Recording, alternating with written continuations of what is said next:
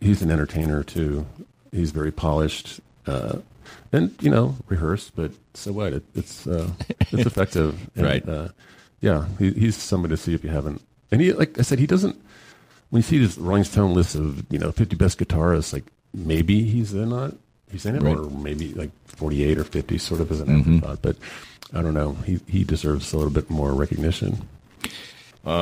Every now and then, well, more than every now and then. Now you'll recommend, or I'll see. I get their newsletter, so I see everything. Is that Knuckleheads? All of a sudden, a name of a band from the past will hit you right between the eyes, and that's the case for Friday with Wishbone Ash, a band that's been together for 50 years and did have a big time of fame in the 70s, and still together, sort of, because there's one member and one person who's been in the band for a long, long time. That was an interesting name when I saw it.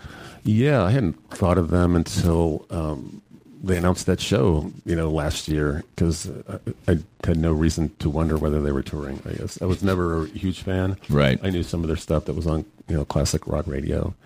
Yeah, I wasn't a big fan either. But, I read some reviews of their live shows, and one was by a guy who was a diehard fan and had been for, 50 years or whatever, and he was like, yeah, they recreate the sound that you remember. It's not the same guys, but, the guy who's still in the band was integral part of the band, the co-founder. So one of the guitar players, because they were known for like dueling guitars. So they're able to recreate that, and I can kind of imagine the crowd that's going to be there. But I bet it's a pretty big crowd. Yeah, I bet it is.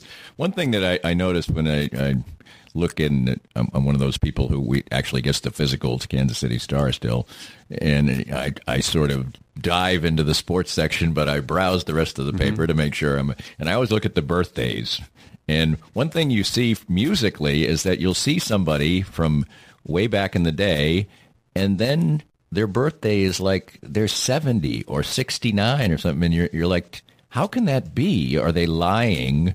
But what it is that these people become famous when they're like 19 and 20 years old many times. So that's what makes it kind of shocking when you'll see that, the guitarist for Black Sabbath is 71 or something like that. That always strikes me. No, that's true. A lot of those guys, especially I think the British guys, right?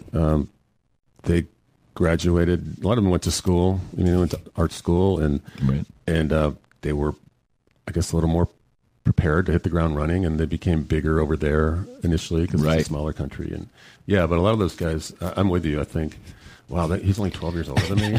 Exactly.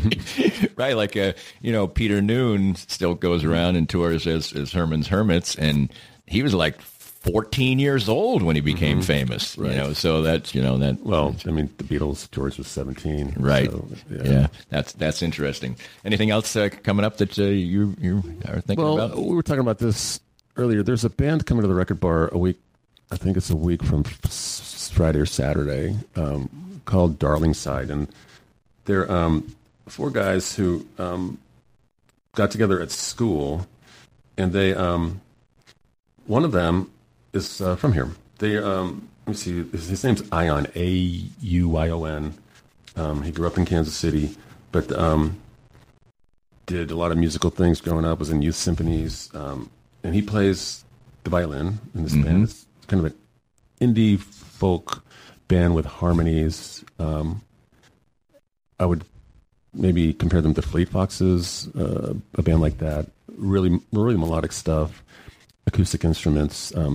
They were at the Folk Alliance when it was in Kansas City a few years ago. Any Nickel Creek type thing? It's not so much bluegrass, right? But yeah, it's somewhat that genre. Yeah, Nickel Creek is more, as you say, bluegrassy. But this is more folk oriented, and kind of more indie rock, like acoustic indie rock. Maybe that's a good term for it. But anyway, I really like it, and like I said, if you like a band like Fleet Foxes, I would highly recommend it. And I'll be there to cover it because we want to give a little bit of spotlight to someone from here who's doing really well. This is a band that they're making a living. They all went to a conservatory. They're all really good musicians, and they can sing really well. It's really well done music, and they tour all the time and stopping in clubs like Record Bar and bigger.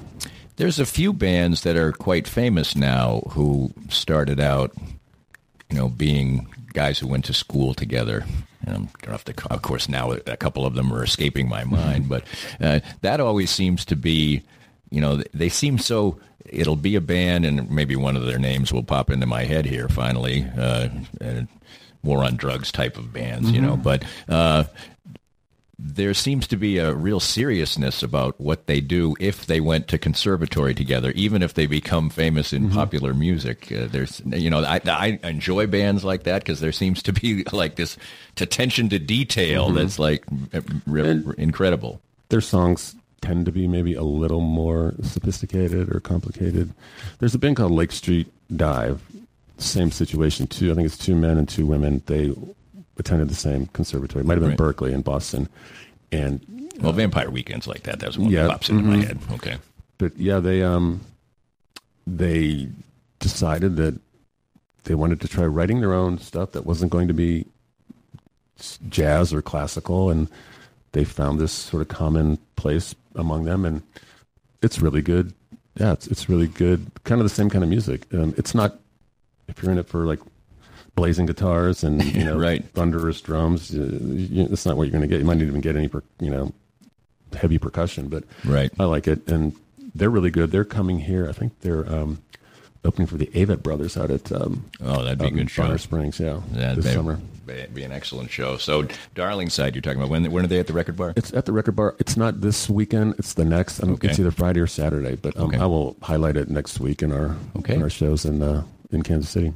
That sounds great. In Kansas City is your home to find out all about great shows. You should go there. If you've always said, I should be going to more music, and I don't get to go out there. I think the only thing that, now I was going to wrap it up, but I don't care. It's a podcast. I can keep going.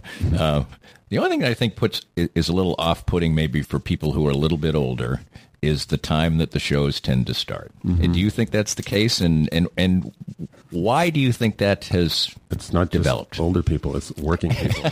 Exactly. Several years ago I wrote about this, and typically shows at the Sprint Center and the Uptown in the Midland, whether you're seeing Wilco or whoever, big mainstream touring bands, shows start at 7:30 or 8. Right. The headliner's on by 9 or 9:15, and the show's over by 11 or 11:30.